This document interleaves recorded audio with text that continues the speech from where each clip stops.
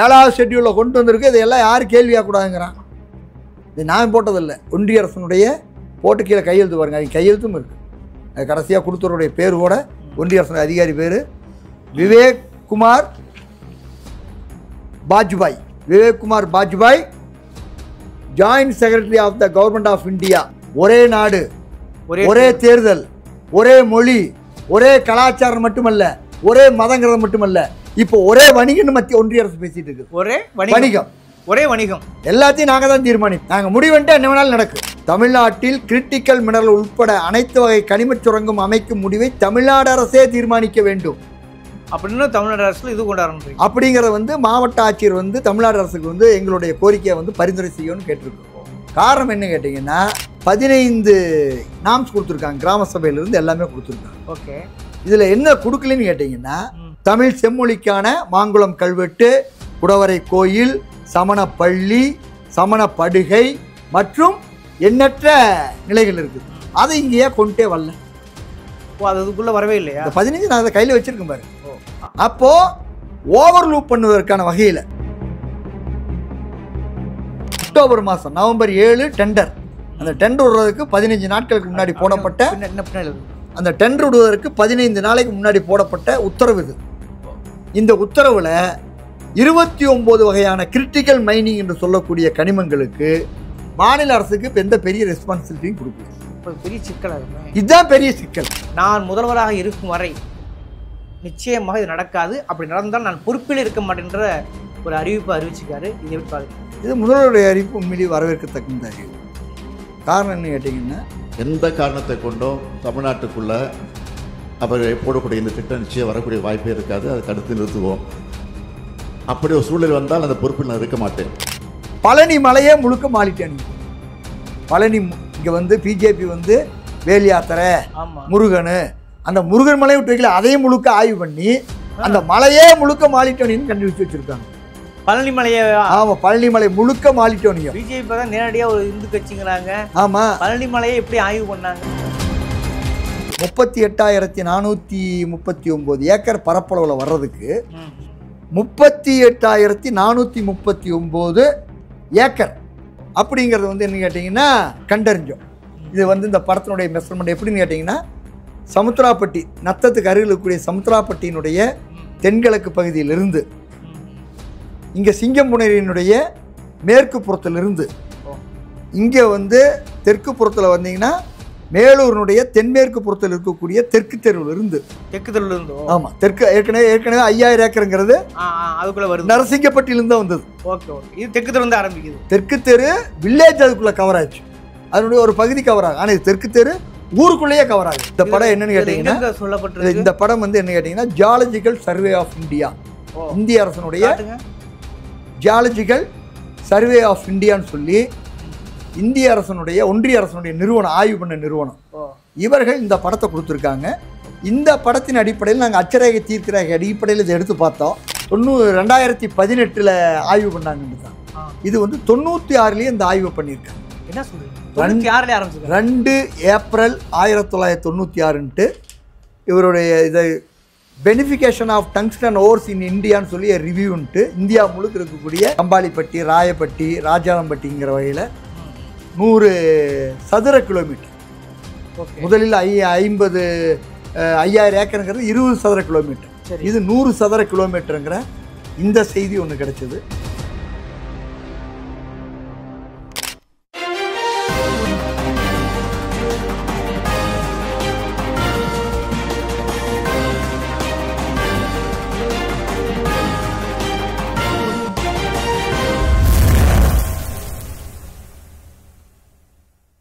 வணக்கம், இது அறத்தின் கழகம். இன்னைக்கு நம்ம சந்திக்கிற மிக முக்கியமான சூழலியல் செயல்பாட்டாளர் திரு முகிலன் அவர்கள். வணக்கம். வணக்கம். ஒரு வழியாக தெரிஞ்சோ தெரியாமலோ அதை பற்ற வைத்தது, அந்த நெருப்பை, அந்த போராட்ட குண நெருப்பை பற்ற வைத்தது நீங்களாகத்தான் இருந்திருக்கீர்கள். முதல்ல நம்ம ஊடகத்தில் தான் ஒரு பேட்டி கொடுத்தீங்க. முதல் நாள் அந்த பேட்டி பரவலானது, மறுநாள் மெயின்ஸ்ட்ரீம் மீடியாவும் ஒரு வரைக்கும் அது பெரிய பேசும் பொருளாக மாறிடுது. அது மெல்ல மெல்ல பரவி இன்றைக்கி மதுரை மாவட்டத்தையே தொற்றி கொண்டிருக்கிறது. கிட்டத்தட்ட 56-58 கிராமங்கள் ஒரே நினைப்பில், ஒரே கோரிக்கையில் கண்ணீர் மல்க போராட்ட குணத்தோடு தெளிவாக இருக்கிறார்கள். டங்ஸ்டனுக்கு எதிராக என்பதை ஊடகமாக நீ பார்க்க முடிகிறது. முதல்ல மதுரையில் ஆரம்பித்தது, அடுத்து அலறுவையில் நாட்டார்கள் ஆரம்பித்தார்கள், இது ஒருபோக பாசன விவசாயிகள் ஆரம்பித்தார்கள், வளாலவட்டியில் ஆரம்பித்தார்கள், மேலூரில் ஆரம்பித்தார்கள், மறுபடியும் மதுரைக்கு மையமாக இன்று போராட்டம் நடந்திருக்கிறது. அதில் நீங்கள் கலந்துக்கிறீங்க. இதில் புதுசாக ஒரு செய்தி என்ன சொல்ல வரேன்னா, அது 5000 ஏக்கரில் 38,000 ஏக்கருங்கிற ஒரு புது குண்டத்துக்கு போட்டிருக்கீங்க. அது உண்மையா? இந்த தொடர் போராட்டங்களையும் ஒரு கலவையை எப்படி பார்க்குறீங்க நீங்கள்? மதுரை மாவட்ட மக்கள் மீது எனக்கு எப்பொழுதுமே பெருமதிப்பு உண்டு. ஏன்னா நான் இங்கே ஒரு சகாயம் அவர்களுடைய சகாயம் ஆய்வுக்குழு ஆதரவு இயக்கம் என்று 2014 டிசம்பர் முதல் 2015 நவம்பர் வரை அந்த ஆய்வுக்குழு வந்து சென்னை உயர்நீதிமன்றமும் டெல்லி உச்சநீதிமன்றமும் குழு அமைத்து சகாயம் அவர்களை இங்கே வந்து ஆய்வு பணிக்காக கிரானைட் முறைகேடு ஆய்வு பணிக்காக நியமித்த பொழுது அவருக்கு அந்த பணிகளுக்கு உதவுவதற்காகவும் ஆவண ரீதியாக திரட்டுவதற்காகவும் சாட்சிகள் மத்தியில் நம்பிக்கை ஏற்படுத்தி கொண்டு வருவதற்காகவும் நாங்கள் இங்கே ஒரு இயக்கத்தை ஒன்று தொடங்கியிருந்தோம், சகாயம் ஆய்வுக்குழு ஆதரவு இயக்கம்னு சொல்லி. அப்பொழுதே நாங்கள் வந்து இங்கே மதுரைக்கு வந்த பொழுது கிட்டத்தட்ட 60க்கும் மேற்பட்ட அமைப்புகள் ஒருங்கிணைந்து நூற்றுக்கணக்கான பேர் ஓராண்டு காலம் அவரோடு முழுக்க இருந்து பணியாற்றினோம். அதனுடைய விளைவு சகாயம் அவர்களுக்கு வந்து மாநில அரசு ஒத்துழைப்பு தரவில்லை, அரசு ஒத்துழைப்பு தரல. ஆனால் 435 சாட்சிகள் அவருடைய இதில் வந்து என்னென்ன பாதிப்புகள் என்பதை வந்து சொன்னாங்க. குறிப்பாக ஜாங்கிட் நகர் என்ற ஒரு நகரில் இடம் வாங்கிய காவல்துறை ஆய்வாளர்கள் கூட எப்படி வந்து பிஆர்பி நிறுவனம் வந்து எங்களை வந்து அங்கிருந்து விரட்டி அடிச்சுட்டு அங்கே வந்து குவாரி செய்தார்ன்ற வரைக்கும் கிட்டத்தட்ட காவல்துறை சேர்ந்தவர்கள் ஒரு 10க்கும் மேற்பட்டவர்கள் வந்து சாட்சி சொன்ன நிகழ்வெல்லாம் நடந்தது. அதில் கூட இருந்து முழுக்க மதுரை மக்களுடைய எழுச்சியை பார்த்தவன் நான். அதற்கு பின்னாடி 2017 ஜனவரி மாதம் ஜல்லிக்கட்டு போராட்டம். அந்த போராட்டத்தில் அலங்காநல்லூரில் போராடிய மக்களோடு உடனிருந்து கடைசி வரைக்கும் உடனே இருந்து அதில் வந்து காவல்துறையால் கடுமையாக தாக்கப்பட்டு அப்படியான நிலைகளை வந்து அடைந்து இன்றைய வரை கடந்த 7 ஆண்டு காலமாக நீதிமன்றத்துக்கு வந்துட்டு போயிட்டு இருக்கிற நிலை ஒன்று. அடுத்ததாக கடந்த ஆண்டு மேலூருக்கு அருகில் வந்து சேக்கிப்பட்டி, ஐயாப்பட்டி, திருச்சுனை என்ற 3 கிராமத்தில் 4 கிரானைட் குவாரிக்கான போராட்டம் தொடங்கிய பொழுது அந்த மக்கள்லாம் பெரிய அரசு துறை சார்ந்து வந்தவர்களே இல்லை. ஆனால் அப்படிப்பட்ட மக்களோடு கூட இருந்து செயல்பட்ட பொழுது அந்த மக்கள் எழுச்சியாக சொன்ன விஷயங்களை வந்து உள்வாங்கி கொண்டு அவர்களும் பல்வேறு புது புது உத்திகளோடு கையாண்டு ஒரு பெரிய திட்டத்தையே வந்து நிப்பாட்டிய வரலாற்றையெல்லாம் நான் கூட இருந்து இந்த மண்ணில் நான் பார்த்துருக்கேன்.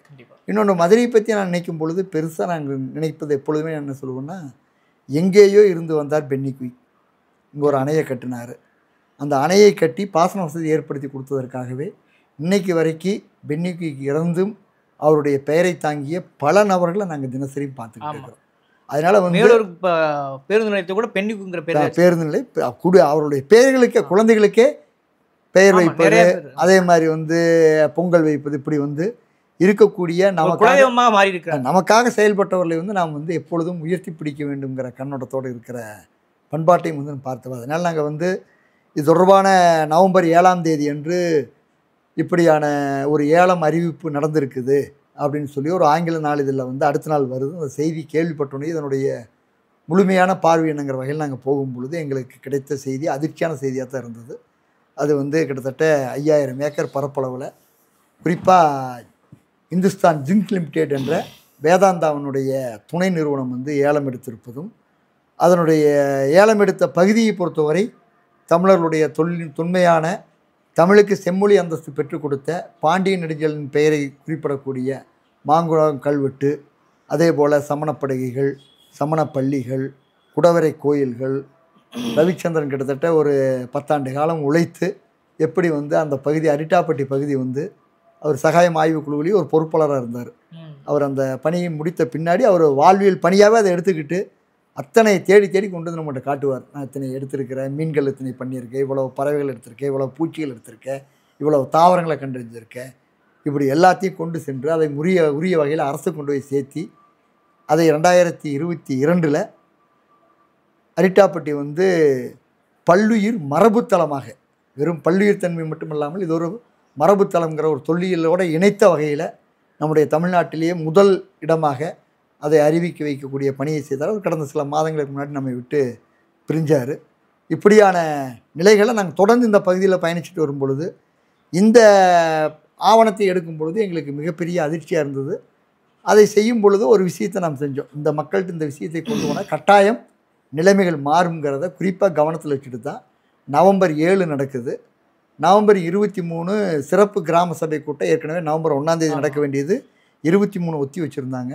அந்த நிலையில் அந்த வார திங்கட்கிழமை அன்னைக்கு 18ஆம் தேதி அன்னைக்கு நாங்கள் வந்து எல்லா கிட்டத்தட்ட 20க்கும் மேற்பட்ட அமைப்புகள், 50க்கும் மேற்பட்ட ஊர் பொதுமக்கள் எல்லாத்தையும் இணைச்சிட்டு வந்து இங்கே மாவட்ட ஆட்சியர்கிட்ட மனுவாக கொடுத்து இந்த முதல்வருக்கு அனுப்புன்னு சொல்லும்போது மாவட்ட ஆட்சியருக்கே எனக்கு இதெல்லாம் தெரியாதுனாங்க. அவங்களுக்கு எல்லாம் ஏலம் விட்டது, அதில் வந்து தமிழ்நாடு அரசனுடைய பங்கு என்ன, ஒன்றிய அரசனுடைய பங்கு என்ன, இது என்னென்னவெல்லாம் எந்தெந்த ஊரெலாம் இணைஞ்சிருக்குது அப்படிங்கிறது எல்லாத்தையுமே ஆவணபூர்வமாக கொண்டு வந்து கொடுத்தோம்.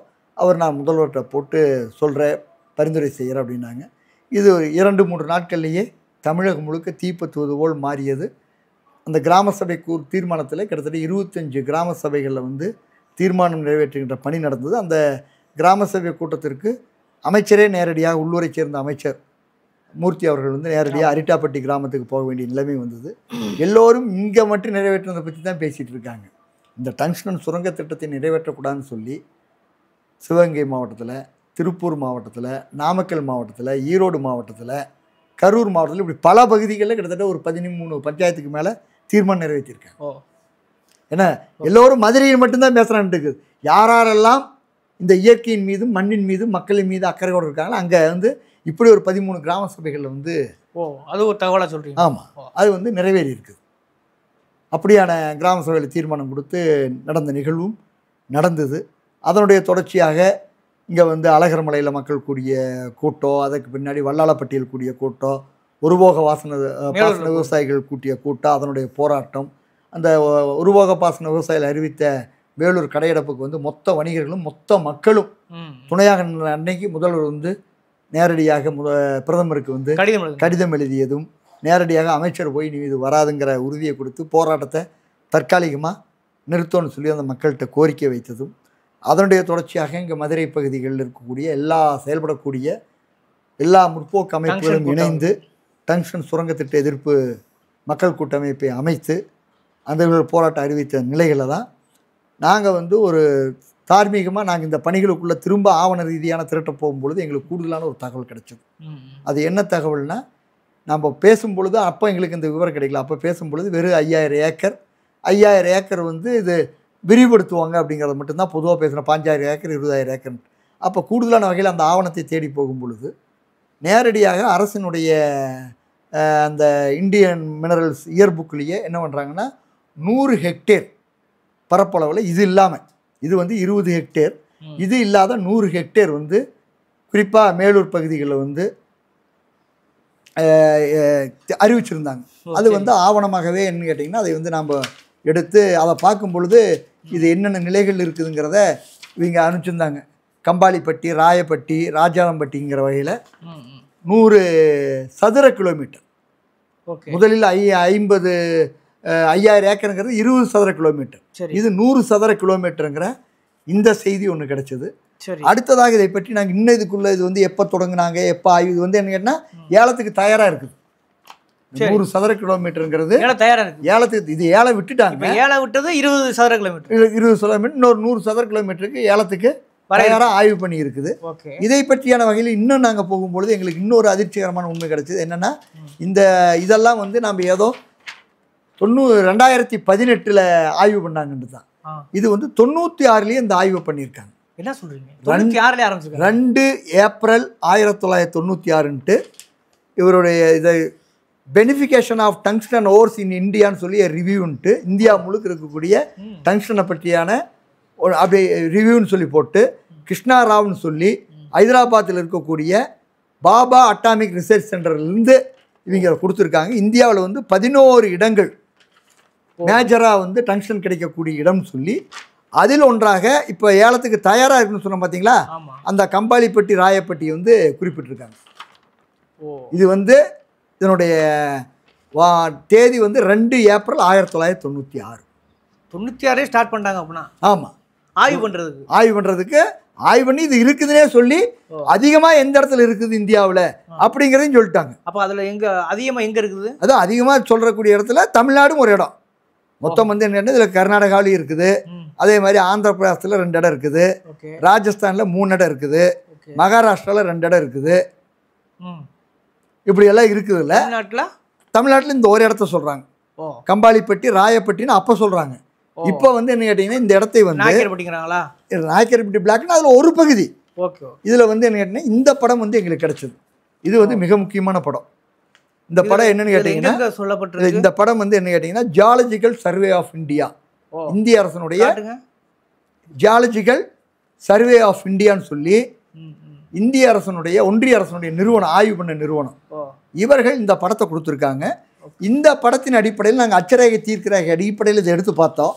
இதை எடுத்து பார்க்கும் பொழுது என்னுடைய பரப்பளவு மட்டும் 38,439 ஏக்கர் அப்படிங்கிறது வந்து என்ன கேட்டிங்கன்னா கண்டறிஞ்சோம். இது வந்து இந்த படத்தினுடைய மெஷர்மெண்ட் எப்படின்னு கேட்டிங்கன்னா சமுத்திராப்பட்டி, நத்தத்துக்கு அருகில் இருக்கக்கூடிய சமுத்திராப்பட்டியினுடைய தென்கிழக்கு பகுதியிலிருந்து இங்கே சிங்கம்புணரியினுடைய மேற்கு புறத்திலிருந்து இங்கே வந்து தெற்கு புறத்தில் வந்தீங்கன்னா மேலூரினுடைய தென்மேற்கு புறத்தில் இருக்கக்கூடிய தெற்கு தெருவிலிருந்து ஆமாம் தெற்கு ஏற்கனவே 5000 ஏக்கருங்கிறது அதுக்குள்ள வருது, நரசிங்கப்பட்டியிலிருந்து தான் வந்தது. இது தெற்கு தெரு வந்து ஆரம்பிக்குது. தெற்கு தெரு வில்லேஜ் அதுக்குள்ள கவர் ஆச்சு, அதனுடைய ஒரு பகுதி கவர் ஆகும். ஆனால் இது தெற்கு தெரு ஊருக்குள்ளேயே கவர் ஆகுது. இப்படி வந்து சிவகங்கை, திண்டுக்கல், மதுரை 3 மாவட்டம் இருக்குது. இதை வந்து அரசினுடைய ஆவணங்கள்லேயே என்ன சொல்லியிருக்காங்கன்னா திண்டுக்கல், மதுரை வந்து சொல்லியிருக்காங்க. தமிழ்நாடு மினரல் ரிசோர்ஸில் அவங்க வந்து டங்ஸ்டன் இருக்கிறது திண்டுக்கல், மதுரைன்னு சொல்லியிருக்காங்க. திண்டுக்கல்ல 2 மூத்த அமைச்சர் இருக்கிறாங்க. ஏற்கனவே கலைஞர் அவர்கள் 89 காலத்திலிருந்து அமைச்சராகவும் தொடர்ந்து சட்டமன்ற உறுப்பினராகவும் இருக்கக்கூடிய ஐ பெரியசாமி அவர்கள், 30 ஆண்டு காலம் ஒட்டஞ்சத்திரம் தொகுதியில் சட்டமன்ற உறுப்பினராக இருக்கக்கூடிய சக்கரபாணி அவர்கள் இருக்கக்கூடிய மாவட்டம் திண்டுக்கல் மாவட்டம். திண்டுக்கல் மாவட்டம் முழுக்க இது இருக்குதுங்கிறதா இப்போ திண்டுக்கல் மாவட்டம். அதாவது இப்போ இருப்பதை கண்டுபிடிச்சிருக்காங்க. ஏழை விடுவதும் நாயக்கர்பட்டி மட்டும் ஏழை விட்டுருக்காங்க. நாயக்கர்பட்டி பிளாக்னு ஒரு பகுதிங்க, அது ஒரு பகுதியே 5000 ஏக்கர். நாம் இப்போ சொல்வது அது மாதிரி 8 மடங்கு 8,439 ஏக்கர். இது அடுத்தது ஏலம் விட அது எப்படி ஒட்டுக்கா ஏலம் விடுறாங்களா தனித்தனியாக ஏலம் விடுறாங்கன்னு தெரியல. ஆய்வெல்லாம் முடிச்சுட்டாங்க. அதில் வந்து ஒவ்வொரு பகுதியிலையும் எவ்வளோ டங்ஸ்டன் கிடைக்குது, ஒரு டன் கனிமம் எடுத்தால் அதில் டங்ஸ்டன் எவ்வளோ கிடைக்கிற வரைக்கும் எல்லா ஆய்வும் முடிச்சுட்டாங்க. ஏலத்துக்காக காத்திருக்குது. இப்போ வந்து ஏற்கனவே அரிட்டாப்பட்டி, இந்த வல்லாளப்பட்டி, இந்த பகுதிகள் மட்டும் போராடி கொண்டு இருந்துங்கிறது இப்போ மதுரை மாவட்டத்தினுடைய மிகப்பெரிய பரப்பளவுக்கான போராட்டத்தை தொடங்க வேண்டிய கடமையும் பொறுப்பும் இருக்குது. இல்லைன்னா இது பெரிய அதிர்ச்சியாக இருக்குது. ஆமாம், இது 5000 ஏக்கர் எடுத்தாங்க, சரி ஓகே முடிஞ்சு, எல்லாம் அரசுகளும் பின்வாங்கிட்டாங்க, தமிழக அரசு முதற்கொண்டு நம்மளுக்கு ஆதரவு வந்துருச்சு, இது முடிஞ்சுன்னு மொத்தம் 38,000 சில்லற ஏக்கர் சொல்லுவாங்க. ஆமாம், அதனால தான் இன்றைக்கி என்ன செய்யுது, இன்னைக்கு இந்த போராட்டத்திலையும் இந்த ஆவணத்தை வந்து வெளியிட்டோம். அது மட்டும் இல்லாமல் மதுரை மாவட்ட ஆட்சித்தலைவரையும் போய் பார்த்து கொடுத்துருக்கலாம். ஆமாம், முதல்வருக்கு வந்து நீங்கள் உடனடியாக இதை பரிந்துரை செய்யணும். பரிந்துரை செய்கிறது மட்டுமல்ல, மிக 2 விஷயத்தை வந்து நீங்கள் கையாளணும். ஒன்று, பாதுகாக்கப்பட்ட முல்லை பெரியாறு பாசன பகுதியை பாதுகாக்கப்பட்ட வேளாண் மண்டலம் என்று அறிவிப்பதும், இரண்டாவதாக மதுரை மாவட்டத்தையே பாரம்பரிய தமிழ் பண்பாட்டு மண்டலமாக அறிவிக்க வேண்டும் என்பதும், மூன்றாவதாக இதில் பேசப்படாத ஒரு செய்தி, தமிழ்நாட்டிற்கு இதில் எந்த உரிமையும் இல்லை. இவ்வளவு பெரிய திட்டம் வருது, 38,439 ஏக்கர் பரப்பளவில் வர்றதுக்கு இந்த ஏலம் வந்து நவம்பர் 7ஆம் தேதி இந்த ஏலம் விடுறாங்க. இந்த ஏலம் விடுவதற்கு 1 மாதம் முன்பு, 1 மாதம் கூட சொல்ல முடியாது, 21 அக்டோபர் 2024 இது ஒன்றிய அரசு வெளியிட்ட உத்தரவு. என்னென்னா government of India ministry of மைன்ஸ்னு ஆர்டர் போட்டிருக்காங்க. இதில் வந்து 29 வகையான கனிமங்கள் இருக்கா, கிரிட்டிக்கல் மைன்ஸ். அதாவது என்ன சொல்கிறாங்கன்னா மைன்ஸில் வந்து என்ன கேட்டிங்கன்னா இப்போ சிறுகனிமங்கள்னு சொல்லுவோம். சிறுகனிமங்கள்னு சொல்லும்பொழுது நமக்கு வந்து இயல்பாக நாம் வந்து ஆற்று மணல், சுண்ணாம்பு கல், கல்குவாரி, கிரானைட் குவாரி, இதெல்லாம் சிறுகனிமங்களில் வரும். மைனர் மினரல்ஸும்பாங்க. ஓகே, மேஜர் மினரல்ஸ்னு இன்னொன்று சொல்லுவாங்க. ஏற்கனவே லிக்னைட், இதெல்லாம் மேஜர் மினரல்ஸ் வரும். இவங்க என்ன சொல்கிறாங்கன்னா இப்போ புதுசாக உலகமயமாக்கல் சூழலில் அமெரிக்கா வந்து கிரிட்டிக்கல் மைனிங்னு சொல்லி 29 வகையான கிரிட்டிக்கல் மைனிங் வந்து இங்கே இந்தியாவில் இருப்பதாகவும், இந்த 29 வகையான ஏற்கனவே பார்த்தீங்கன்னா ரேர் எர்த்துன்னு சொல்லுவாங்க. தென் மாவட்டங்களில் ஏற்கனவே வைகுண்டராஜன்லாம் செய்துட்டு இருந்தது நான் கேள்விப்பட்டிருப்போம். அதாவது வந்து இல்மனேட்டு, கார்னேட்டு, ரூட்டைலு, சிர்கானு, சிலுமனேட்டு, இல்மனேட்டு, தோரியோ, மோனோசைடு இதெல்லாம் வந்து அட்டாமிக் எனர்ஜி டிபார்ட்மெண்ட்டு கீழே வரும். அதெல்லாம் அதாவது அணு கதிர்வீச்சு தனிமங்கள்னு சொல்லுவாங்க. அதெல்லாம் வந்து என்னென்னா ரேர் எர்த் அப்படின்னு சொல்லுவாங்க. இப்போ கூட சமீபத்தில் வந்து போன 1ஆம் தேதி அன்றைக்கி, நவம்பர் 1ஆம் தேதி அன்றைக்கி ஏலம் அறிவிக்கப்பட்டு 2850 ஏக்கர் மணவாளக்குறிச்சியிலேருந்து முழுக்க நீரோடு வரைக்கும் அறிவிக்கப்பட்டு மக்கள் போராட்டத்தினால நிறுத்தப்பட்ட அந்த ஏலம் இருக்குது. அது மாதிரியான அறிவிக்கு இப்போ இது எல்லாத்தையுமே இவங்க என்ன பண்ணால் கலைச்சிட்டு இதில் வந்து தோரியம், மோனோசைட் இந்த ரெண்டு என்ன கேட்டிங்கன்னா அணுகுண்டு செய்யலாம். அதனால் அதை வந்துட்டு கிரிட்டிக்கல் மைன்ஸ்னு கொண்டு வராமல் அதை அட்டாமிக் எனர்ஜி கிட்டேயே வச்சுட்டு மற்ற 29 வகையான கனிமங்களை வந்து கிரிட்டிக்கல் மைனிங்னு இது பண்ணியிருக்காங்க. இதில் வந்து என்ன கேட்டிங்கன்னா இப்போ நான் பேசக்கூடிய டங்ஸ்டன், லித்தியம், இந்த லித்தியமெல்லாம் வந்து என்ன கேட்டிங்கன்னா சோலார் பேனலுக்கெல்லாம் மிக முக்கியமானது. அதுக்கு எலக்ட்ரிக் வண்டிக்கெல்லாம் லித்தியம்.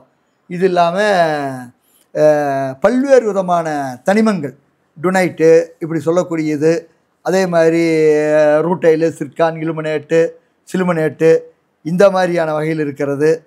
அது மட்டும் இல்லாமல் இன்னொன்று என்னென்னா மாலிட்டேனியம் சொல்லி, அந்த மாலிட்டேனியம்ங்கிறது என்ன கேட்டிங்கன்னா இதனுடைய அட்ஜாயிண்ட்டுக்கான கனிமம். இதனுடைய பெரும்பான்மையான தன்மைகள், டங்ஸ்டனுடைய பெரும்பான்மையான தன்மைகள் இருக்கக்கூடியது மாலிட்டேனியம். இதை வந்து அசிஸ்டன்ட் மினரல்பாங்க, இதுக்கு வந்து உதவக்கூடிய தனிமம்ட்டு. அதில் போய் பார்த்தோம்னா இன்னும் அதில் பெரிய இது என்ன கேட்டிங்கன்னா பழனி மலையே முழுக்க மாலிட்டேனியம். பழனி இங்கே வந்து பிஜேபி வந்து வேல் யாத்திரை, முருகன், அந்த முருகன் மலையை விட்டு வைக்கல, அதையும் முழுக்க ஆய்வு பண்ணி அந்த மலையே முழுக்க மாலிட்டோனியம் கண்டுபிடிச்சு வச்சுருக்காங்க. பழனி மலையை? ஆமாம், பழனி மலை முழுக்க மாலிட்டோனியம். பிஜேபி தான் நேரடியாக ஒரு இந்து கட்சிங்கிறாங்க. ஆமாம், பழனி மலையை எப்படி ஆய்வு பண்ணாங்க? அதான் சொல்லி எப்படி ஆய்வுக்கு அனுமதிச்சாங்க. அனுமதிச்சு சிவன் கோயில் இருக்குது இல்லை, அனுமதிச்சு அதை வந்து அறிக்கையாகவும் கொடுத்துருக்காங்க. அதாவது ரிசோர்ஸில் தமிழ்நாடு ரிசோர்ஸ்னு சொல்லி இது இந்தியன் மினரல் கொடுத்தது. அதில் என்ன சொல்கிறாங்கன்னா மாலிட்டோனியம் வந்து இது வந்து என்ன கேட்டிங்கன்னா 25% இந்த பக்கத்தில் இருக்குன்னு சொல்லி கொடுத்துருக்காங்க. மாலிட்டோனியத்தில் 25% மாலிட்டோனியம் வந்து இந்தியாவில் இருக்கிற மாலிட்டோனியத்தில் தமிழ்நாடு வச்சுருக்குன்னு சொல்கிறாங்க. அது பழனியில் இருக்குது. அது வந்து மிக முக்கியமானது பழனி மலையே. பழனி மலையே முருகனுக்கு குடியிருக்க இடமே. ஆமாம், அதனால் என்னென்னா இவங்க என்ன பண்ணுவாங்கிறது தெரியாது. அது மட்டும் இல்லாமல் கொடைக்கானலுடைய வடவரப்பகுதி, அந்த மலையினுடைய வடவரப்பகுதி முழுக்க மேற்கு தொடர்ச்சி மலையிலையா? ஆமாம், மேற்கு தொடர்ச்சி மலையில் முழுக்க மாலிட்டோனியம் இருக்குது. வனப்பகுதியாச்சு, பாதுகாக்கப்பட்ட வனப்பகுதியாச்சு எல்லாம் இருக்குது. இப்போ வந்து பாதுகாக்கப்பட்ட மாநிலத்தை ஜார்க்கண்டில் என்ன பண்ணுறாங்க, ஒப்பந்தம் போட்டிருக்காங்க. இல்லை ஜார்க்கண்டில் என்ன பண்ணுறாங்க, ஒரிசாவில் என்ன பண்ணுறாங்க, சத்தீஸ்கரில் என்ன பண்ணுறாங்க, பழங்குடி மக்கள் மேலே போர் தொடுத்து கொண்டு இருப்பது எதற்காக? அங்கே மாவோயிஸ்ட்னு சொல்லி கனிமங்களை கொள்ளையடிப்பதற்காகத்தான். ஸ்டேன்சாமி என்ற ஒரு பாதிரியார் எதுக்காக கொண்டாங்க? அவருக்கும் வந்து மாவோயிஸ்ட் அமைப்புக்கு என்ன தொடர்பு? அவருக்கும் பீமோகரனுக்கு என்ன சம்பந்தம்? எதுவுமே கிடையாது. அவர் கனிம கொள்ளைகள் வந்து பழங்குடி மக்களை வந்து பாதிச்சுட்டு இருந்தாங்க. அவங்களுக்கு ஆதரவாக நின்னார். அவருக்கு போலியாக ஒரு மெயில் ஐடியை உள்ளே பூத்தி எல்லாம் பண்ணி அவரை கொன்னே போட்டாங்க. இந்த பீமோகரன் வழக்கில் இருக்கிற 4-5 பேர் வந்து கனிம கொள்ளை எடுத்ததற்காகவே பொய் வழக்கு போட்டு 5 ஆண்டுகளாக சிறையில் இருக்காங்க. இப்படியெல்லாம் இருக்குது. நாம் இதுக்கு வந்துடுவோம்.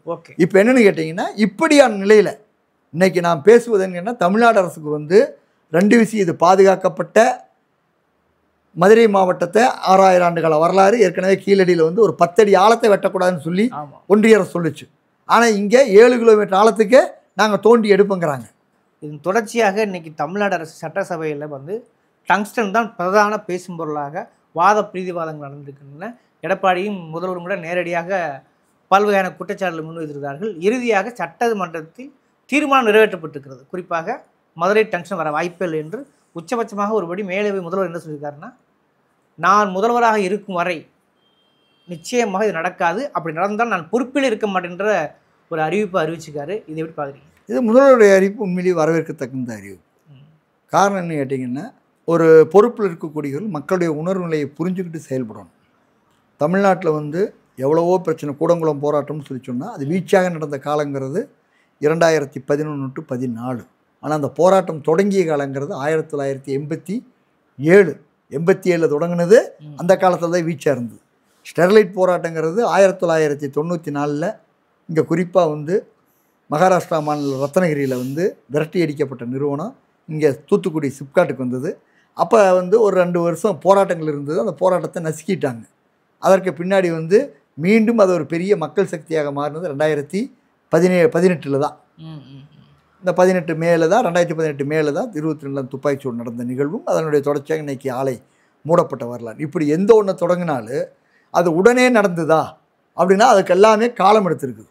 அதே மாதிரி தாதுமணல் எடுத்தோம்னாலும் அது வந்து 90கள் எடுக்கப்பட்டிருந்தாலும் கூட அதனுடைய வீரியமான போராட்டங்கிறது 2013 ககன்தீப் சிங் போடி அப்படி போன காலத்தில் இருந்தது. அதே மாதிரி வந்து ஆத்துமணல் எடுத்த போராட்டம் 30 வருஷமாக ஆத்துமணல் எடுத்தாலும் 2016 தான் ஆத்துமணலுக்கு எதிரான போராட்டம். அது கிரானைட் வந்து 2014-15 நடந்தது. இப்படி எல்லோருக்குமே ஒரு காலகட்டங்கள் எடுத்தது. ஆனால் நீங்கள் இந்த பிரச்சனைகளை வந்து மதுரை மாவட்ட மக்கள்கிட்ட ஆதாரபூர்வமாக நாங்கள் கருத்தியலாக தான் முன் வச்சோம். உங்களை போன்ற ஊடக நண்பர்கள் இதை செய்தியை வெளியே கொண்டு போனீங்க. ஆனால் இது ஒரு மிகப்பெரிய பௌதிக சக்தியாக மாறி மொத்தம் இதில் வந்து கட்சி வேறுபாடு, சாதி வேறுபாடு, மத வேறுபாடு எல்லாத்தையும் கலந்து விவசாயி தனி, விவசாய தொழிலாளி தனி, வியாபாரி தனி, இப்படியெல்லாம் எல்லாத்தையும் கடந்து ஒன்றுபட்டு மக்கள் இருந்ததுனால நவம்பர் 7 டெண்டர், நவம்பர் 18 இங்கே மனு, நவம்பர் 23 கிராம சபை தீர்மானம், 23-30க்குள்ள எல்லா வகையான போராட்டங்கள். அது அழகர் கோயில் கூடிய கூட்டம், அழகர் கோயிலில் கூடிய கூட்டமாக இருக்கலாம், அதே போல் வல்லாளப்பட்டியில் நடந்த போராட்டமாக இருக்கலாம், அங்கே இருந்த கடையடைப்பு, மேலூர் நடந்த கடையடைப்பாக இருக்கலாம், எல்லாமே ஒரு படன்னு. ஏன்னா அவ்வளவு விரிவாக மக்கள் மத்தியில் இந்த செய்தி போய் சேர்ந்தது. அதனுடைய விளைவாக தமிழக அரசு இன்றைக்கி ஒரு தீர்மானத்தை நிறைவேற்றியிருக்குது. அதனால் அந்த தீர்மானத்தை நாம் உண்மையிலேயே வரவேற்கிறோம். ஆனால் இந்த தீர்மானம் வந்து ஒன்றிய அரசு இந்த தீர்மானத்தை எப்படி மதிக்கும் என்ற ஒரு கேள்வி இருக்கிறது. இன்னொன்று இஏ சட்டம் கூட முழுமையாக வரலன்னு நினைக்கிறேன். ஆனால் கூட சில சட்ட திருத்தங்கள் இருப்பதாக கேள்வி இருக்கும். மாநில அரசுடைய எந்த ஒரு அனுமதியும் தேவையில்லை, அதாவது இது தேசிய பாதுகாப்புக்குள்ளே வருவதாக சொல்கிறாங்க. அப்படி வந்தால் அப்படி ஒரு அனுமதி தேவையில்லைங்கிற பட்சத்தில் மாநில அதிகாரமும் கேள்விக்குள்ளாகாமல் ஒரு கேள்வி இயல்பாக எழுதா இல்லையா? மிக மிக சரியானது நீங்கள் கேட்குறது. காரணம் என்னன்னு கேட்டிங்கன்னா, நான் தமிழ்நாட்டில் தொடர்ந்து இது மாதிரியான போராட்டங்களில் ஈடுபடுறதையொட்டி எங்களுடைய ஒரு அனுபவத்தையும் வந்து இதை பார்த்து கொண்டிருக்கிற பார்வையாளருக்கு தெரியும்னு கருதுகிறோம். என்னென்னு கேட்டிங்கன்னா, 2014-15 அந்த 2 ஆண்டுகளில் திருவாரூர் மாவட்டத்தில் ஓஎன்ஜிசி எண்ணெய் கிணறுக்கான கருத்து கேட்பு கூட்டம் நடந்தது. அப்போ கலெக்டராக வந்து மதிவாணன் அவர் இருந்தார். நான் கூடங்குளம் போராட்டத்திலேருந்து அந்த கருத்து கேட்பு கூட்டத்துக்கு போய் கலந்துக்கிட்டு அந்த கருத்து கேட்பு கூட்டத்தை கூட்டிய முறையே தப்புன்னு சொல்லி அதை ரத்து பண்ண வச்சுட்டு வந்தோம். சரி. அதற்கு பின்னாடி அங்கிருந்த உழவு பெருமக்கள் வந்து நாகப்பட்டினத்திலையும் தஞ்சாவூரில் நடந்த கருத்து கேட்பு கூட்டத்தில் ஓஎன்ஜிசி கருத்து கேட்பு கூட்டத்தை ரத்து பண்ண வச்சாங்க. அதற்கு பின்னாடி 2015 ராமநாதபுரம் மாவட்டத்தில் 22 ஓஎன்ஜிசி எண்ணெய் கிணறுக்கான கருத்து கேட்பு கூட்டம் நடந்தது. அப்போ நாமக்கல்லை சேர்ந்த இன்றைக்கி பெரிய பொறுப்பில் இருக்கக்கூடிய மாவட்ட ஆட்சித்தலைவர் வந்து நந்தகோபால் வந்து அங்கே மாவட்ட ஆட்சியராக இருந்தார். அதில் 100 விழுக்காடு போய் நாங்கள்லாம் போய் கலந்துக்கிட்டோம். அத்தனை பேரும் அதை எதிர்த்து பதிவு பண்ணோம். அதற்கு பின்னாடி வந்து ஒரு கருத்து கேட்பு கூட்டம் அந்த ஆண்டு இறுதியில் வச்சுருந்தாங்க. 2015 இறுதியில் எங்கே வச்சுருந்தாங்கன்னா, கடலூர் மாவட்டத்தில் குறிப்பாக காட்டுமன்னார் கோயிலும் குறிஞ்சிப்பாடியில் 15 இடங்களில் ஓஎன்ஜிசி எண்ணெய் கிணறு அமைப்பதற்கான இதை வச்சுருந்தாங்க.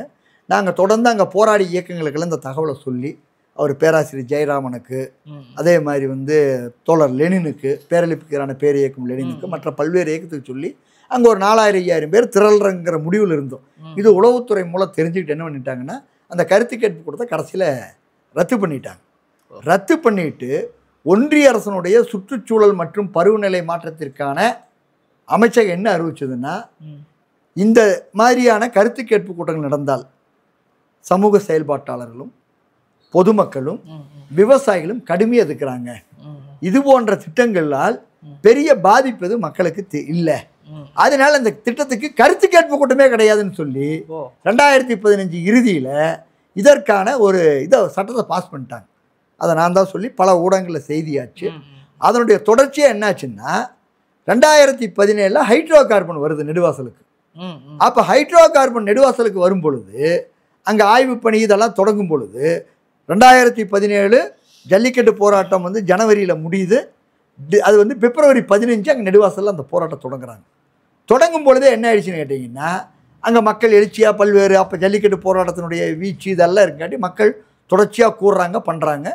அப்போ குறிப்பான நாளில் நான் அங்கே போகிறேன். போய் 2 நாள் வந்து அங்கே போய் இருக்கிறோம். எங்கே நெடுவாசலில் அப்படி போய் இருக்கும் பொழுது அங்கே வந்து அப்போ வந்து சட்டமன்ற உறுப்பினராக இருந்தவர் இன்றைக்கி நாடாளுமன்ற அமைச்சராக இருக்கார் மெய்யநாதன் அவர்கள். ஆலங்குடி தொகுதிக்கு உள்ளடக்கியது தான் அந்த இது. அப்போ பேச்சுவார்த்தைக்கு எங்களை அழைக்கிறாங்க, போராட்ட குழுவை, 12 பேர் கொண்ட குழுவை அமைச்சர் விஜயபாஸ்கர் தலைமையில் முதலமைச்சர் பேசுறதுக்காக கூட்டிகிட்டு போகிறாங்க. நாங்கள் போகும்பொழுது மக்கள்கிட்ட சொல்கிறோம், என்ன சொல்கிறோம்னா, இதில் தமிழ்நாடு அரசுக்கு அதிகாரம் இல்லை என்பதுதான் மையமான பிரச்சனை. இந்த திட்டத்தை நிறுத்துவதற்கான எந்த விதமான அதிகாரம் தமிழ்நாடு அரசுக்கு இல்லை. நீங்கள் முதல்வரை பார்க்க போகிறீங்க, முதல்வரை பார்க்க போகும்பொழுது அவர் நான் கண்டிப்பாக நிறுத்திடுவேன்னு சொல்லுவார். அதை கேட்டுட்டு நான் முடிவெடுத்துட முடியாது. காரணம் தமிழ்நாடு அரசு உரிமை இருந்தால் தானே கேட்க முடியும். இப்படி ஒரு அரசு சட்டத்தை 2015 நிறைவேற்றிட்டாங்க, திருத்திட்டாங்க. அப்போ இந்த ஹைட்ரோ கார்பன் நிறுத்துறதுக்கு தமிழ்நாடு அரசுக்கு எந்த விதமான ரைட்ஸும் இல்லை. அதனால் நீங்கள் போய் பாருங்கள், மக்கள்கிட்ட கலந்து பண்ணுறேன்னு சொல்லி முடிவாங்கன்னு சொல்லிட்டு அனுப்புகிறோம். இவங்க அமைச்சரோட போகிறோம். முதல்வர் சந்திக்கும் பொழுது அதில் பல்வேறு அழுத்தங்கள்லாம் இங்கே என்ன வரானா, முதல்வரோடு பேசியது எங்களுக்கு திருப்தி அளிக்கிறது, முதல்வரோடு பேசியது எங்களுக்கு திருப்தி அளிக்கிற அந்த வார்த்தையை சொல்லிடுறாங்க. உடனே அந்த ஊர் மக்கள் பூரா எங்களுக்கு ஃபோன் பண்ணுறாங்க, இப்படி பண்ணி போட்டாங்களேன்ட்டு. இப்படி முதல்வர்கிட்ட சொல்லிட்டு வந்தவங்க போராட்ட குழுவினர் திரும்ப ஊருக்குள்ளே வர்றதுக்கு பயம். ஏன்னா மக்கள் பூரா வேறு மைண்ட் செட்டில் இருக்கிறாங்க. கிட்டத்தட்ட அந்த அன்னைக்கு நாங்கள் போகிறோம். மார்ச் 1ஆம் தேதி முதல்வர் சந்திக்கிறாங்க, தேதி சரியாக இருந்தால். 2ஆம் உடனே அந்த அன்னைக்கு நாங்கள் பெட்டவா தலையில் ஒரு மணல் குவாரி ஆலோசனை கூட்டத்தில் இருக்கிறோம். முடிச்சுட்டு இவங்க போராட்டக்குழு வர்றதுக்கு முன்னாடியே நான் நெடுவாசல் போயிடுறேன். 2ஆம் தேதி காலையில் இவர் நம்ம சட்டமன்ற ஏற்பாடு இன்றைய அமைச்சரும் அங்கே வந்துடுறாரு. 25,000 மக்கள் கூடியிருக்காங்க. போலீஸ் மட்டும் 2,000 பேர், அதில் ட்ரெஸ் இல்லாத போலீஸ் 500 பேர் மப்டியில். என்னன்னு கேட்டீங்கன்னா, அவங்கெல்லாம் முதலமைச்சரே சொல்லிட்டாரு, போராட்டத்தை முடிச்சுக்குவோம், முதலமைச்சருக்கு மேலே நமக்கு என்ன இருக்குது, போராட்டத்துக்கு முடிச்சுக்குவோம் இப்படிங்கிற கருத்தை எல்லாரும் சொல்லிட்டு இருந்தாங்க.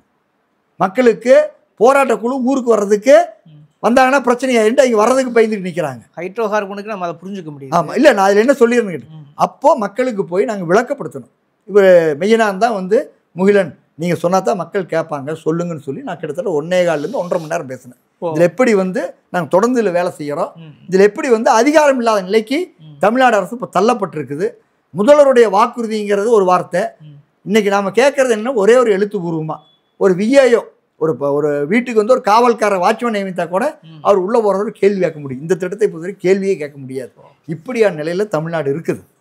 அதனால் முதல்வருடைய உறுதிமொழி என்பது அவருடைய நல்லெண்ணத்தை காட்டலாம், நிலைமைகளை மாற்றுமானா முடியாதுன்னா அப்புறம் அந்த போராட்டம் தொடங்குச்சு. அதற்கு பின்னாடி நேரடியாக அன்றைக்கி வர்த்தகத்துறை அமைச்சராக இருந்த நிர்மலா சீதாராமன் நெடுவாசல் கிராமத்துக்கு மீண்டும் ஒரு 15-20 நாள் கழித்து அந்த போராட்டத்தை தற்காலிகமாக ஒத்தி வைங்கன்னு சொல்லி இவங்களெல்லாம் கூட்டிகிட்டு பெட்ரோலியத்துறை அமைச்சரை பார்க்குறதுக்கு, தர்மேந்திர பிரதான் அவரை பார்க்குறதுக்கு டெல்லி கூட்டிகிட்டு போனாங்க.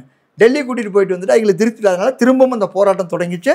மக்கள் போராட்டத்தினால தான் அது முடிச்சு, இதான் வரலாறு மூடப்பட்டு. ஆமாம், ஆனால் என்ன இல்லை, தமிழ்நாட்டு அரசுக்கு உரிமை இல்லை என்பதை புரிந்து கொள்ள வேண்டும்.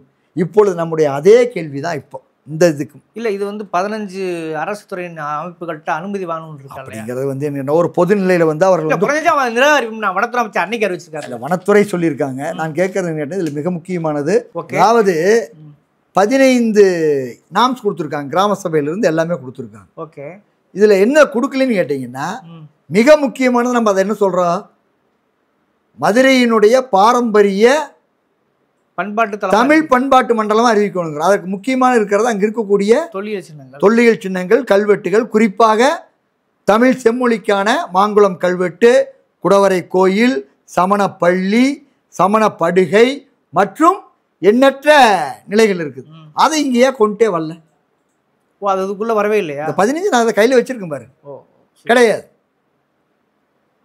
அப்போ ஓவர்லூப் பண்ணுவதற்கான வகையில் இவங்க இப்படி ஒரு இதை பர்டிகுலர் ஆஃப் இதெல்லாம் சொல்லி இதெல்லாம் கன்ஸ்ட்ரக்ட் ஆஃப் மைனிங் ஆப்ரேஷன் சொல்லியிருக்காங்க. இதை என்ன மாநில அரசை இவங்க எளிமையாக வளைத்தும் மாநில அரசு கொடுக்கலினா கூட இவங்க நடைமுறைப்படுத்துவதற்கான வகையில் தான் இந்த ஆர்டர் சொன்னேன். இந்த ஆர்டர் 21ஆம் தேதி அக்டோபர் மாதம், நவம்பர் 7 டெண்டர். அந்த டெண்டர் விடுவதற்கு 15 நாட்களுக்கு முன்னாடி போடப்பட்ட, அந்த டெண்டர் விடுவதற்கு 15 நாளைக்கு முன்னாடி போடப்பட்ட உத்தரவு இது. இந்த உத்தரவில் 29 வகையான கிரிட்டிக்கல் மைனிங் என்று சொல்லக்கூடிய கனிமங்களுக்கு மாநில அரசுக்கு இப்போ எந்த பெரிய ரெஸ்பான்சிபிலிட்டியும் கொடுக்கல. பெரிய சிக்கல், இதுதான் பெரிய சிக்கல். இப்போ நாம் சொல்வது என்ன கேட்டிங்கன்னா, தமிழ்நாட்டினுடைய ஆளுங்கட்சி எதுக்குது, எதிர்கட்சி எதுக்குது, மற்ற கட்சிகள் எல்லாமே எதுக்குது, பாஜகவை தவிர மற்ற எல்லா கட்சிகளுமே எதுக்குது. ஆனால் இது தமிழ்நாட்டினுடைய உரிமை பறிப்பு, மாநில உரிமைக்கான பறிப்பு இதில் இருக்கு. மையம் அதுதான். இல்லை, திராவிட கட்சியில் மிக பிரதான கொள்கைகள் ஒன்று சமூக நீதி கொள்கை. அடுத்து என்னன்னா மத்தியில் கூட்டாட்சி மாநிலத்தில் சுயாட்சின்னு இருக்கு இல்லையா, மாநில உரிமைக்கு இப்போ கேள்விக்குள்ளாகுதே. கேள்விக்குள்ளாக்கிட்டாங்க. இப்போ நாம் கேட்பதே என்ன கேட்டிங்கன்னா, இன்னைக்கு நாங்கள் கொடுத்த மனுவில் தெளிவாக குறிப்பிட்டோம். என்ன குறிப்பிட்டிருக்கிறோம்னா, அதில் மிக முக்கியமாக கொடுத்துருக்கு, தமிழக அரசு இந்த கனிமத்தை தொடர்பாக முடிவெடுப்பதில் தமிழ்நாடு அரசினுடைய உரிமைகள், தமிழ்நாட்டில் கிரிட்டிக்கல் மினரல் உட்பட அனைத்து வகை கனிமச் சுரங்கம் அமைக்கும் முடிவை தமிழ்நாடு அரசே தீர்மானிக்க வேண்டும் அப்படின்னு தமிழ்நாடு அரசு இது கொண்டாடுறீங்க. அப்படிங்கிறத மாவட்ட ஆட்சியர் தமிழ்நாடு அரசுக்கு எங்களுடைய கோரிக்கையை பரிந்துரை செய்யணும்னு கேட்டிருக்கோம். காரணம் என்ன கேட்டிங்கன்னா, இது முழுக்க முழுக்க தமிழ்நாட்டினுடைய உரிமை பறிப்பு, மாநில சுயாட்சி பேசுகிறோம். இன்றைக்கி எப்படி நீட்டினுடைய நிலை என்னவோ, ஓகே புரியுது, நீட்டுக்கு தமிழ்நாட்டினுடைய மொத்த அரசும் அதற்கு எதிரான தீர்மானம் நிறைவேற்றியிருக்காங்க, நீட் தேர்வு கூடாதுன்ட்டு. ஆனால் டெல்லி சர்க்கார் என்ன பண்ணுது, நான் தான் முடிவணுங்கிறாங்க. இன்னொரு செய்தியும் கூட நாம் பார்க்கணும். கடந்த பல ஆண்டுகளாக தொடர்ந்து நடந்த போராட்டத்தின் விளைவாக 2020 காலத்தில் பாதுகாக்கப்பட்ட வேளாண் மண்டலம்னு அறிவித்தாங்க. 8 மாவட்டத்தை உள்ளடக்கி பாதுகாக்கப்பட்ட வேளாண் மண்டலம் முழுக்க தஞ்சை, திருவாரூர், நாகப்பட்டினம், மயிலாடுதுறை முழுமையாகவும், புதுக்கோட்டை, ராமநாதபுரம், அரியலூர், கடலூர் ஒரு பகுதியாகவும் வைத்து அறிவித்தாங்க. கடந்த வாரம் ஒரு அமைச்சர், ஒரு அரசு அதிகாரி பேட்டி கொடுக்குறாரு, ஒன்றிய அரசுடைய அதிகாரி, பாதுகாக்க வேளாண் பற்றி தமிழ்நாடு அரசு தீர்மானம் எங்களுக்கு அதை பற்றி கவலையே இல்லை, ஒரு சிறப்பு சட்டம் கொண்டு வந்த பிறகு அப்படி சொல்கிறாங்க. ஆமாம், ஒன்றிய அதிகாரி, ஆமாம், பத்திரிகை செய்தியாக வந்திருக்கு. நான் எதுக்காக சொல்ல வரேன்னா, தமிழ்நாட்டு அரசை அவர்கள் அடிமை அரசாகவும் எடுபடி அரசாகவும் பொம்மை அரசாகவும் தான் பார்க்குறாங்களே ஒழிய, இது மக்களால் தேர்ந்தெடுக்கப்பட்ட இறையாண்மை உள்ள அரசு. இந்தியா ஒரு கூட்டாட்சி நாடு. ஒன்றியம் சொல்கிறது அது ஃபெடரல் சிஸ்டம். பல்வேறு தேசிய இனங்களை ஒருங்கிணைத்து ஒரு ஃபெடரல் சிஸ்டம் நாடுங்கிறத ஒன்றிய அரசு கிடையாது. நீங்கள் இன்னொன்னையும் புரிஞ்சுக்கணும், ஒரே நாடு, ஒரே தேர்தல், ஒரே மொழி, ஒரே கலாச்சாரம் மட்டுமல்ல, ஒரே மதங்கிறது மட்டுமல்ல, இப்போ ஒரே வணிகம்னு மத்திய ஒன்றிய அரசு பேசிட்டு இருக்குது. ஒரே வணிகம் எல்லாத்தையும் நாங்கள் தான் தீர்மானிப்போம். நாங்கள் முடிவுன்ட்டு என்ன வேணாலும் நடக்கும். இங்கே 5000 ஏக்கரா வேதாந்தாவுக்கா, 38,000 ஏக்கரா வேதாந்தாவுக்கு, அந்த பக்கம் அதானிக்கிற 1,00,000 ஏக்கரா கடலுக்குள்ளே ஆயில் எடுக்கிறதுக்கு 1,00,000 ஏக்கரா கிடையாது அவனுக்கு. ஏற்கனவே வேதாந்தாவுக்கு டெல்டாவில் 2 மண்டலத்தை கொடுத்துருக்காங்களா, உட்புற பகுதியில் கடலுக்குள்ளே 2 பகுதி கொடுத்துருக்காங்களா, எல்லாம் அவனுக்கு. இப்படி கூறு போட்டு வீக்கின்ற வேலையை செய்வார்கள். இன்னொன்று மதுரை மாவட்ட மக்களுக்கு நான் இன்றைக்கி சொல்கிறேன், மதுரை மாவட்டத்தில் இது இந்த கிரிட்டிக்கல் மைனிங் என்று சொல்லக்கூடிய டங்ஸ்டன் மட்டுமல்ல, மதுரை மாவட்டத்தில் கிராபைட் இருக்கிறது. சிவகங்கை மாவட்டத்தில் மட்டுமல்ல, மதுரை மாவட்டத்தினுடைய பெரும்பாலான பகுதியில் கிராபைட் இருக்குது. அதே மாதிரி மதுரை மாவட்டத்தினுடைய தென்புற பகுதியில், பேரையூர், உசிலம்பட்ட பகுதியில் முழுக்க ஏற்கனவே ரேர் எர்த்துன்னு சொல்லக்கூடிய அணுசக்தி துறை கட்டுப்பாட்டில் இருந்த கார்னேட், இலுமினேட் போன்ற கனிமங்கள் இருக்குது பேரையூர், உசிலம்பட்டு பகுதியில். மதுரை மாவட்டத்தை என்ன பண்ணுறது, சுரங்க மாவட்டமாக மாற்றுறதுங்கிறத அரசனுடைய திட்டம், மத்திய அரசுடைய திட்டம். ஆமாம், ஒன்றிய அரசனுடைய திட்டம் என்னது, நமக்கு இங்கே மாங்குளம் கல்வெட்டு இருக்குது, 2300 ஆண்டு கால பெருமை. நாங்கள் இந்த மரபுக்கு சொந்தக்காரர்கள். 6000 ஆண்டு கால வாழும் நகரம் மதுரை. கீழடி எங்களுக்கு மிகப்பெரிய நாகரிகத்தை கொடுத்துருக்குது. இன்னைக்கு செங்கலை கட்டி வீடு கட்டுறான்னா அன்னைக்கே அதெல்லாம் நாங்கள் பண்ணியிருக்கோம். கட்டிடக்கலை அன்னைக்கே தங்கத்தை உருக்கிறது, இரும்பு உருக்கிறது, இப்படி எத்தனையோ கண்டுபிடிப்புகள் அங்கே கண்டுபிடிக்கப்பட்டிருக்குது 3000 ஆண்டுகளுக்கு முன்னாடின்ட்டு. இப்போ இது எல்லாத்தையுமே காலி பண்ணுகின்ற திட்டத்தோடும் இது இணைந்திருக்கிறது. 7வது ஷெட்யூலில் கொண்டு வந்திருக்கு. இதையெல்லாம் யார் கேள்வியாக கூடாதுங்கிறான். இது நான் போட்டதில்லை, ஒன்றிய அரசனுடைய போட்டு கீழே கையெழுத்து பாருங்க, அது கையெழுத்தும் இருக்குது. அது கடைசியாக கொடுத்தவருடைய பேர் கூட ஒன்றிய அரசு அதிகாரி பேர் Vivek Kumar Bajpai, joint secretary of the government of India. Okay, அப்போது தமிழ்நாட்டு அரசுக்கு நாங்கள் அதனால தான் திரும்ப சொல்வது, இன்னைக்கு சட்டமன்றத்தில் எதிர்த்து தீர்மானம் நிறைவேற்றியது அல்ல, ஒன்றிய அரசு கொடுக்குது. சரி, மாநில அதிகாரத்துக்கு உட்பட இதில் என்னதான் செய்ய வேண்டும் ஒரு கேள்வி இருக்குல்ல. இவ்வளோ அதிகாரம் இல்லைங்கிறீங்க, அப்புறம் மாநில அரசு என்ன செய்ய வேண்டும்? மாநில அரசு சிறப்பு சட்டங்கள் போடுவது ஏற்கனவே நாம் சொன்னோம். சட்டமன்ற தீர்மானம் மட்டும் போதுமானது அல்ல. இதை என்னன்னா வரவேற்கிறோம், வாழ்த்துறோம்.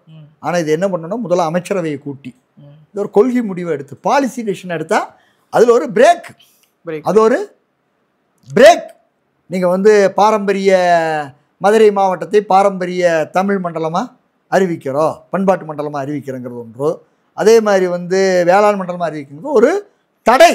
ஆனால் முழு தீர்வுங்கிறது நம்முடைய இறையாண்மை உள்ள உரிமையை வந்து மாநில உரிமையை இங்கே என்ன கூட்டாட்சிங்கிற வகையில் ஏற்கனவே நமக்கு வந்து ஜிஎஸ்டியிலேருந்து ஒவ்வொன்றுக்குள்ளேயுமே போயிட்டு எல்லாமே போயிடுச்சு. அவர்களை பொறுத்த வரைக்கும் என்னது, அவர்களுக்கு ஃபேவராக இருக்கக்கூடிய, அவர்களுடைய சுரண்டலுக்கு ஃபேவராக இருக்கக்கூடிய அந்த பகுதிகளுக்கு கொடுக்குறாங்க. நாம் அப்படித்தான் பார்க்கணும்.